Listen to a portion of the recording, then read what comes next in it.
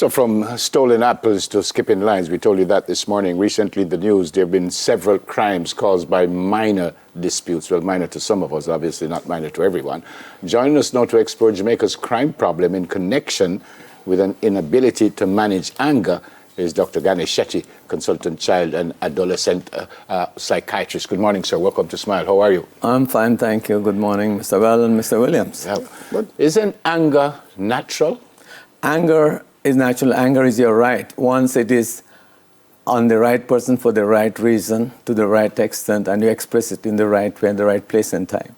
What would cause... But it's your responsibility that you control it and express it in the right place and time, in the right way. How difficult is that to do if I get angry? So I'm angry. How difficult is it for me to control that anger and not just make a whole heap of noise and curse a whole heap of bad bird and want to fight and stuff? How difficult is that? It could be difficult based on how you have learned, and it starts from home. Say, for example, if you have a parent who believes that all the boy needs is 2 licks, and when somebody diss him on the road, all he will think is, need 2 licks. If you diss, you need to die.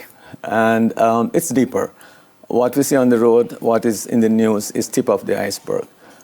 If you look at what are the foundational factors which fuel, on a broader scale, crime and violence in the country, 4 things stand out. One is poor parenting practices. Other one is poor psychosocial support to these parents. And then we have trauma and adverse childhood experiences. Then we have unidentified and untreated mental disorders. And these work in combination and tandem and create a lot of problems. Take anything, whether it's depression, drug abuse, child prostitution, including crime and violence. They are fueled by this. And now we have research to show that trauma and adverse childhood experience also increase your risk of catching physical illnesses like cancer and heart disease and so on. You mentioned just now the different factors which can influence and sometimes work in tandem or as a combination to determine how persons respond and manage their anger. Is this, if let's say you have all of those risk factors, so to speak, in your life, is there a way for you to properly manage your anger? I mean, whether with professional help or just self-awareness? Well, we can always learn and we can always try. And we need to seek help, get help when we know that my anger is a little too much, brother. I can do something and get in some big trouble. And in fact, General Penitentiary is full of people who are not drug dealers or known criminals. They just say wrong place, wrong time. Somebody says wrong thing and they took out something and juke him in his heart and dead and end up in jail forever. So it is very important that once you know that things are really bad when it comes to anger, you need to do something. But before that, we need to start culture of peace. I mean, at home, we need to spare the rod and spare the child. And in the community, we need to diss those, not big up those. You know, like we have a culture, in subculture in some community where, oh, boy is bad and bossy and look at him in bimmer with plenty girls and drinking liquor and smoking weed. We have to go from there to, if you don't drive, that's not important. What drives him is important. And what he has is not as important who he is. And to the point where we can reduce bad experience children face as children, whether it is in the family, domestic violence, in the community, community violence, in the school violence. And also there are a lot of images they're exposed to as children, whether it is in violent movies to violent games. And even they have something called gory porn, which I learned from one of my patients. And she was just 12 years old, exposed to gory porn. Now, in your work with children, adolescents, in relation to probably even anger management, what do you find is the most common denominator, common factor among them when they have anger management issues? Okay, apart from the parenting issues I've already mentioned, the trauma, whether it is, as I mentioned, it happens at home, school, or community, And even other things have become traumatic. For example, PEP exam is a traumatic experience for many kids because they're told, if you don't do well in PEP, you go to done school. And if you don't do well in CXC, you go to supermarket and push trolleys. So all that can become traumatic, and they're stressed, and that can make it more difficult for them to manage anger. And so we had to tackle that, as well as, for example, attention deficit hyperactive disorder. It's 1 in 20 children in Jamaica have it. And research is very clear here and abroad that it fuels a lot of impulsivity, a lot of inattention, so they don't do well in school, and they are likely to be bright but not do well, and they are likely to be sucked into gangs and do things terrible to the country and society. One of the 4 pillars you mentioned was a mental problem. How can a parent work that out? Because some people say, boy, I just bad.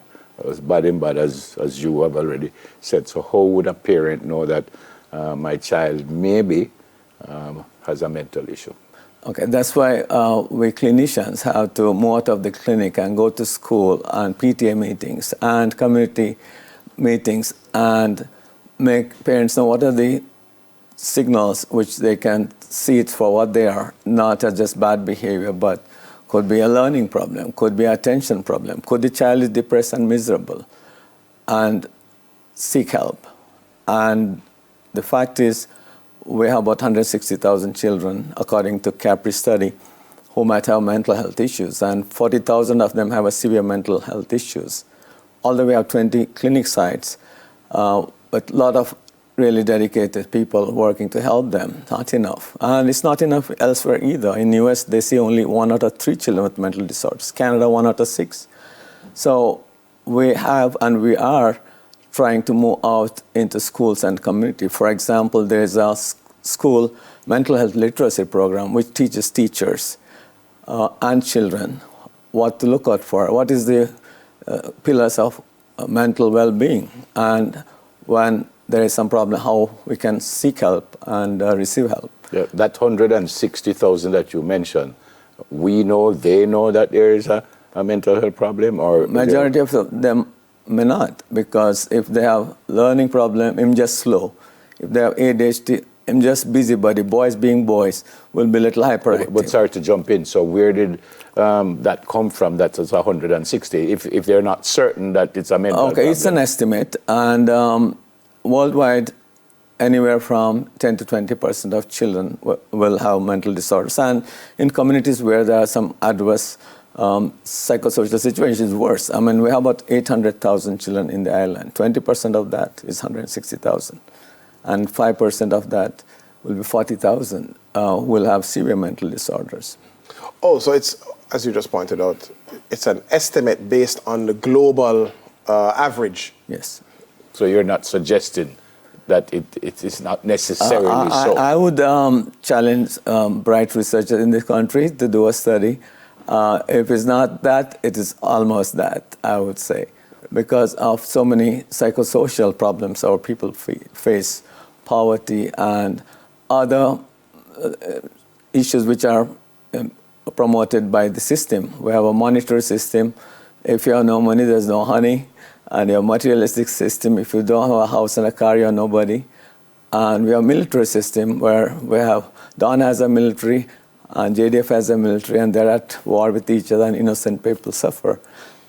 You mentioned earlier that there is a program to support teachers in identifying, if I remember correctly, identifying where there may be mental health issues in students. Who's the we that is helping to educate these teachers when you mention that? It is a program which is been supported by Minister of Health and Minister of Education. And all the teachers and education officers are trained in mental health literacy, which will help them to not only promote mental wellness, but also identify mental illness in the schools. But also there are other, for example, we have something called Bounce Back, which is a basic trauma-focused intervention, which will tell children and adults, what happens when you go through some traumatic experience, what you need to do to help yourself, whether it's deep breathing, muscle relaxation, visualization, which you can do it with your family in the house. You can do it in the classroom with your students. You can do it with your community members in the community. And it's very minimal cost, and it can be scaled up to the entire country. Thanks for coming, sir. Thank you very much. All the very best.